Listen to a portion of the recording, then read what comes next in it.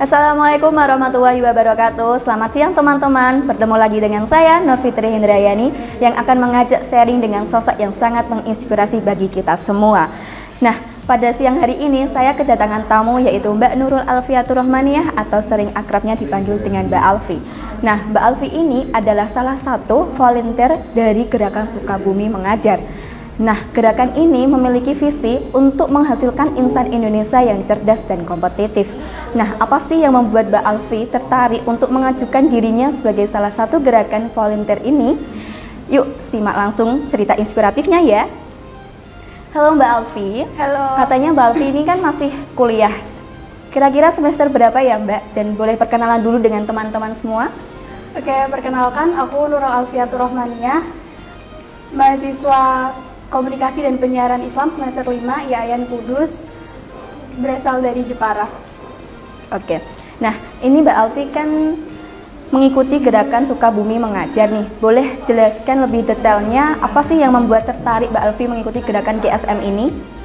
Sebenarnya punya mimpi atau cita-cita untuk ikut pengabdian gitu. Punya mimpi ini mungkin karena nonton film pengabdian gitu. Ada 3 film yang menginspirasi, yaitu film Laskar Pelangi, Negeri Lima Menara, sama Tanah Surga Katanya. Itu kan filmnya menceritakan tentang pengabdian seseorang dan keadaan pelosok Indonesia gitu. Terus dari situ kayak pengen banget buat ikut kegiatan-kegiatan seperti itu. Terus waktu itu ada poster tentang GSM itu, akhirnya ya udah deh daftar aja gitu. Mbak Alfi ini kan sudah saya singgung di awal tadi sih visi misi dari Gerakan Sukabumi Mengajar. Nah, boleh dijelaskan lagi mengenai detailnya Gerakan Sukabumi Mengajar itu seperti apa Mbak Alfi? Oke, jadi Gerakan Sukabumi Mengajar ini merupakan salah satu program dari Nusantara Terdidik Foundation, yaitu sebagai wadah para pemuda yang peduli terhadap pendidikan di Indonesia dan juga mau mengabdikan dirinya ke masyarakat atau lingkungan gitu sih. Terus GSM ini kegiatannya biasanya dilakukan pada liburan semester karena memang kebanyakan yang daftar itu mahasiswa. Terus kegiatannya berlangsung sekitar 14 hari atau 2 mingguan gitu, nggak sampai 1 bulan penuh itu sih. Berarti dari pihak panitia Gerakan GSM ini dianya open recruitment gitu loh ya? Iya, open recruitment. Oke. Terus kira-kira berapa lama sih kegiatannya itu? Hampir berapa bulan nggak kira-kira?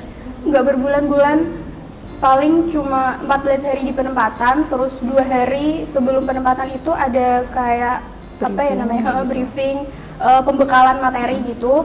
Terus 2 hari setelah di penempatan itu ada namanya jelajah wisata.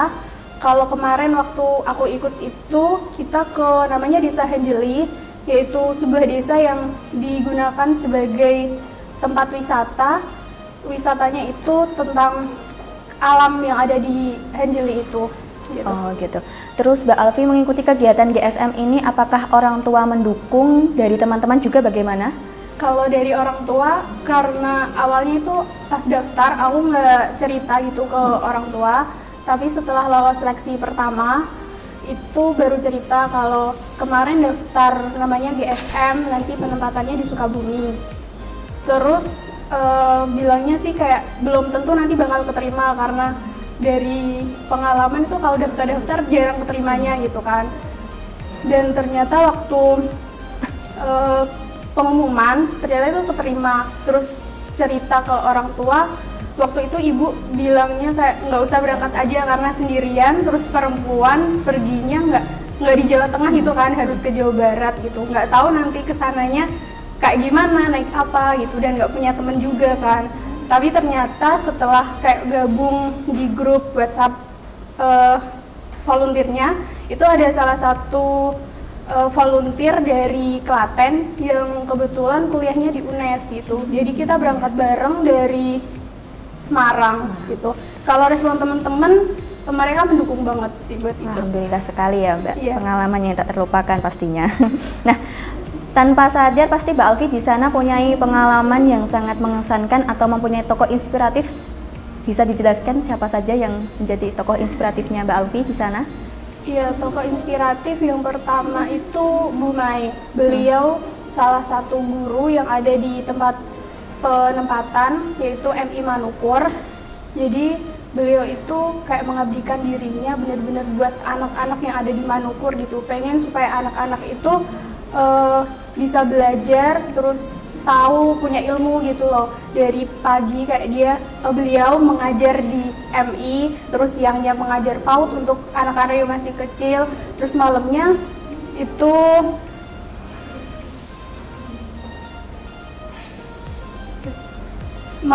beliau itu ngajar baca Al-Quran gitu buat ya anak-anak MI juga sih sebenarnya gitu, dari habis maghrib sampai isya.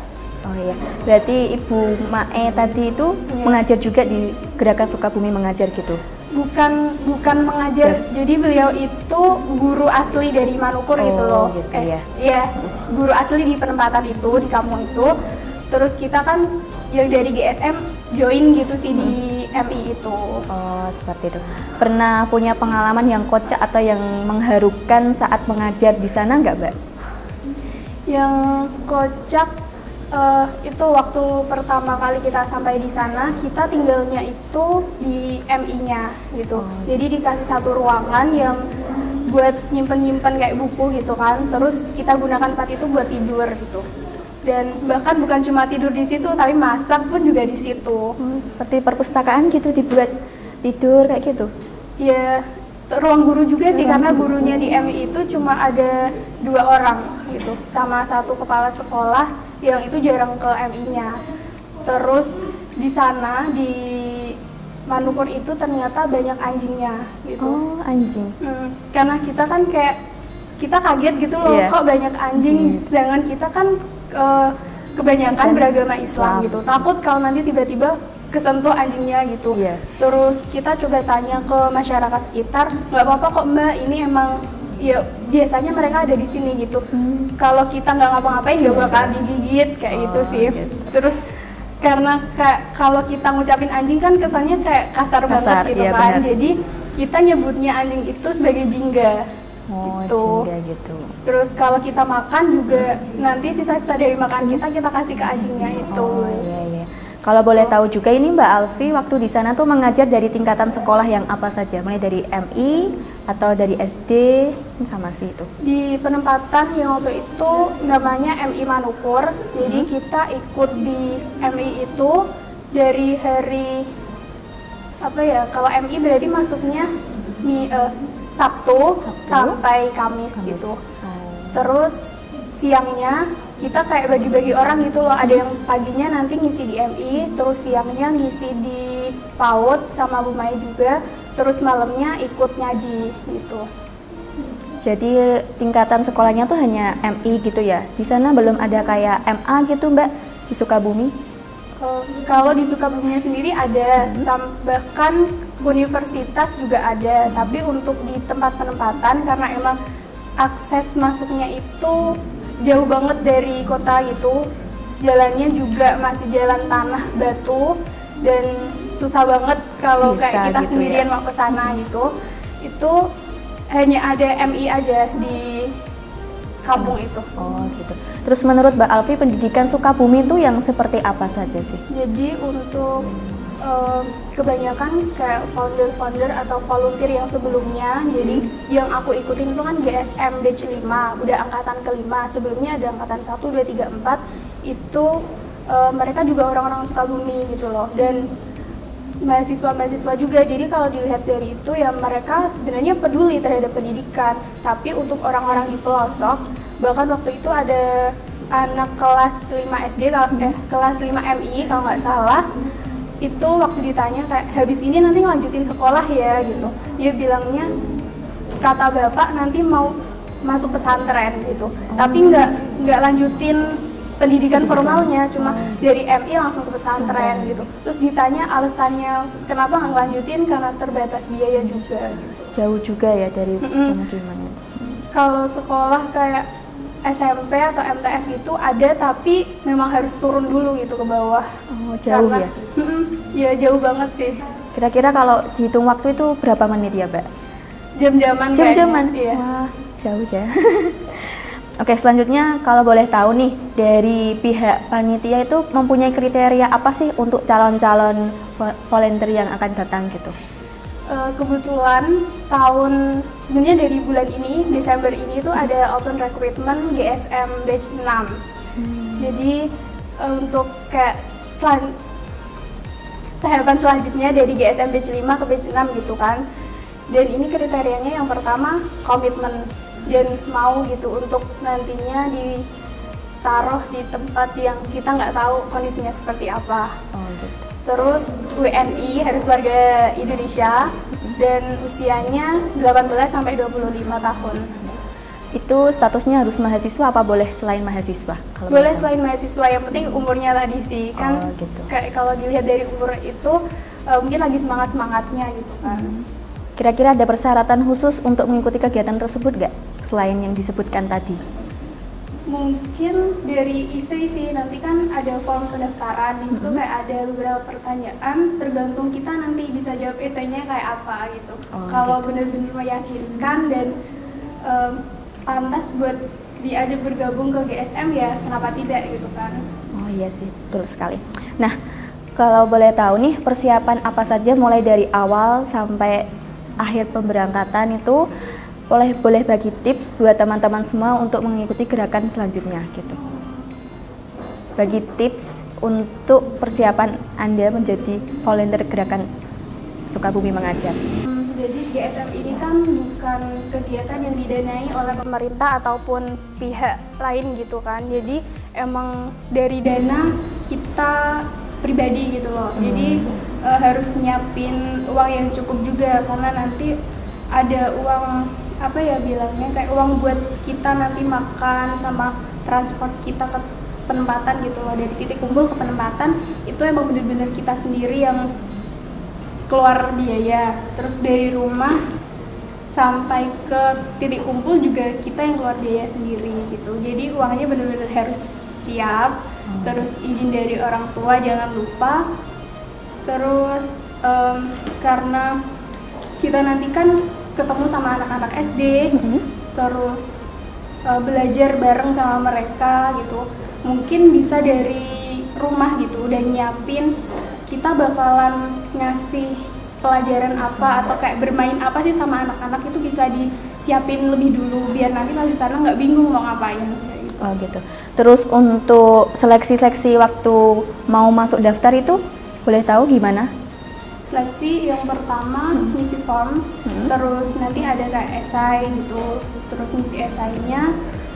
Kalau lolos di seleksi pertama itu pemberkasan, jadi nanti lanjut ke seleksi kedua, wawancara gitu.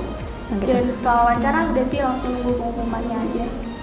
Oke, sebelum kita akhiri sharing pada siang hari ini nih, boleh berikan kesan saat menjadi volunteer di Sukabumi dan berikan motivasi kepada teman-teman semua untuk menjadi generasi berikutnya gitu. Kesannya yang pertama kayak nambah pengetahuan, terus nambah itu sih kepengenan buat ikut kegiatan yang sama tapi di tempat yang lain juga. Terus sebenarnya selain itu berkesan banget itu di perjalanan berangkat sama pulangnya. Pesannya, kalau kita dalam keadaan cukup, kenapa kita nggak mencoba berbagi sama yang lainnya dengan menjadi salah satu relawan, dan itu nggak harus menjadi relawan GSM, tapi kita bisa dengan relawan-relawan yang lainnya yang memang benar-benar membutuhkan kita gitu. Terima kasih. Oke, wah inspiratif sekali ya.